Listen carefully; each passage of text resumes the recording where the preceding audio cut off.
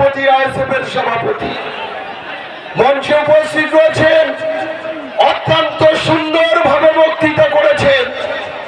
দীর্ঘ কয়েকদিন বিভিন্ন প্রান্তে বর্তমান রাজনৈতিক প্রেক্ষাপট সম্পর্কে কেন আইএসএফ কে ভোট দেবেন, দীর্ঘ সময় ধরে তিনি কাজ করছেন। আমাদের কমরেড নারায়ণ চক্রবর্তী আমাদের মঞ্চে উপস্থিত রয়েছেন।